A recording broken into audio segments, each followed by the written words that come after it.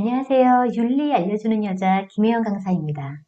오늘은 ESG 경영의 그 두 번째 시간으로 준비했습니다. 지난 시간에는 ESG가 무엇인지, 그리고 ESG 경영이 무엇인지, 그리고 또 왜 필요한지 등을 한번 알아봤죠. 그 첫 번째 이니셜 E가 뭘 의미했었죠?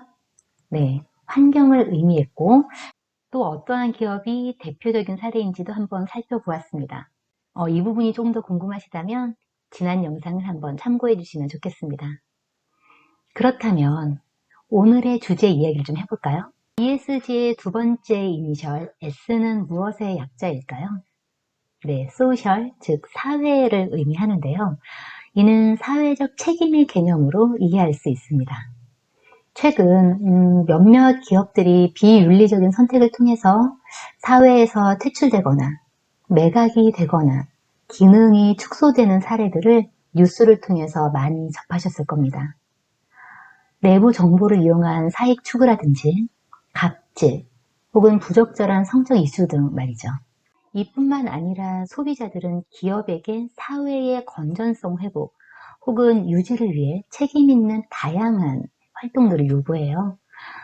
사회공헌 활동이나 사회적 약자 지원 활동 등이 대표적인 사례라고 볼 수 있겠네요. 이런 활동을 CSR, Corporate Social Responsibility, 즉 기업의 사회적 책임이라고 합니다. 그런데 혹시 이런 의문이 들진 않으신가요? 내 돈으로 내가 열심히 일해서 번 돈인데 왜 사회에 공헌해야 하는 거야? 이렇게 말이죠. 사실 CSR의 개념은 보이지 않는 손으로 유명한 아담 스미스의 국부론 이론을 바탕으로 그 자본주의가 본격화된 그 시점 1700년대로 거슬러 올라갑니다. CSR의 개념이 이론적으로 처음 등장한 것은요. 도덕감정론이라는 책에서인데요. 이 책의 저자가 혹시 누군지 알고 계신가요? 흥미롭게도 국부론의 저자 아담 스미스입니다. 그는 평생 단 2권의 책을 저술을 하는데요. 하나가 1776년에 저술한 국부론, 다른 하나가 1759년에 저술한 도덕감정론입니다. 국부론을 집필하기 17년쯤 전에 도덕감정론을 먼저 집필한 것을 알 수 있죠. 그는 경제학자로서 경제와 경영의 그 이론과 생각을 이 2권의 책에서 설명하였습니다. 국부론에 따르면 나라가 부강해지려면 기업에게 무한한 자율성을 부여해야 하지만 그의 다른 책 도덕감정론에 따르면 자율성 이전에 경영, 경제 책임자들에게 반드시 요구되는 덕목이 하나 있다고 주장합니다. 그것이 바로 자발적 덕성이라고 하는 건데요. 정리하자면 도덕적 경영자들에게 무한한 자본주의적 자율이 주어졌을 때 국가는 부유해지고 결국 사회 구성원들에게 재분배가 가능하기 때문에 균형 잡힌 국가 성장과 시민 성장이 가능하다는 겁니다. 그는 임종 직전에 다시 집필 활동에 매진하는데요. 새로운 책을 집필하지 않고 기존의 책을 수정, 증보합니다. 어떤 책이었을까요? 그에게 최고의 성공을 지어준 국부론이 아니라 도덕 감정론이었어요. 자본주의의 폐단, 즉 탐욕, 불신, 소외, 고독 등을 직시하면서 자본시장의 규범 윤리로서의 역할을 강조하기 위해 증보하였다고 합니다. 흥미로운 지점이죠? 책을 통해 그는 기업의 사회적 책임을 주장하는데요.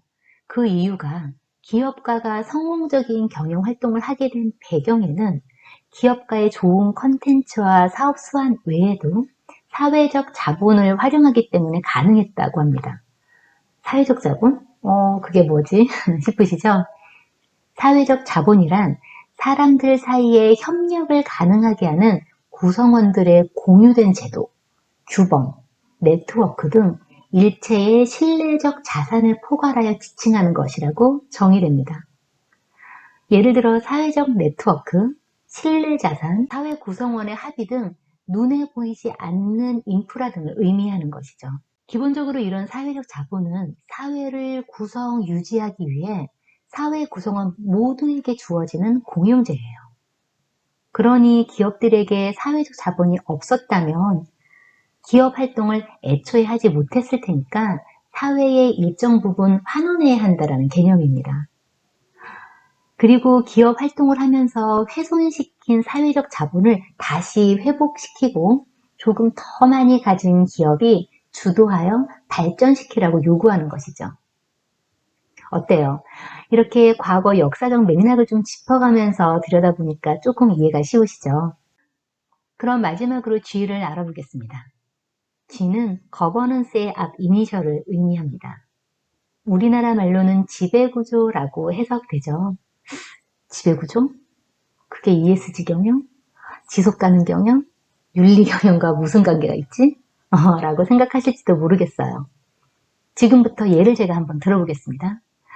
A라는 자동차 회사는요, 전 세계에서 가장 많은 자동차를 판매하는 회사 중 하나예요. 그런데 이 회사의 자동차에는 아주 치명적인 단점이 하나 있었습니다. 바로 뒤에서 차량에 이게 충돌이 있을 경우 연료의 탱크가 아주 쉽게 폭발한다는 것이었어요. 안타깝게도 이 결함 때문에 500명 이상이 목숨을 잃고 더 많은 사람들이 부상을 당했습니다. 그리고 한 유가족이 A 자동차 회사를 설계상의 결함으로 인한 사고라고 규정하고 소송을 하면서 아주 놀라운 사실이 하나 밝혀지거든요. A 자동차 회사는 이미 이 치명적인 결함을 알고 있었다는 거예요. 아니 그런데 어떻게 이렇게 많은 사상자가 나올 동안 아무 조치를 취하지 않은 걸까요? 이런 현상이 발생한 이유는 A 자동차 회사의 그 지배 구조에 있습니다. 결함을 발견하고 리콜과 수리를 할 경우 발생할 비용보다 예측되는 사상자에게 보상하는 비용이 더 적었던 것이죠. 그래서 시스템적으로 고치지 않고 예측되는 사고에 배상하는 것을 선택한 것입니다. 이 사례는 포드사의 핀토 사건입니다. 생각해 보세요. 이런 조직 안에서 조직원은 자의적으로 리콜을 하고 소비자들에게 위험성을 사전에 알릴 수 있었을까요? 거의 불가능했을 겁니다. 이건 개인의 도덕성이 높고 낮음의 문제가 아니에요. 조직적 자원의 문제이죠. 자유시장 경제에서 경제적 기준은 매우 중요합니다. 그러나 경제적 기준만을 고집하는 것은 우리 스스로를 위험에 내모는 것과 같습니다. 지배구조는 이와 같은 기업의 비윤리적 행위와 의사결정을 시스템적으로 견제함으로써 지속 가능성을 예측할 수 있도록 돕는 장치입니다.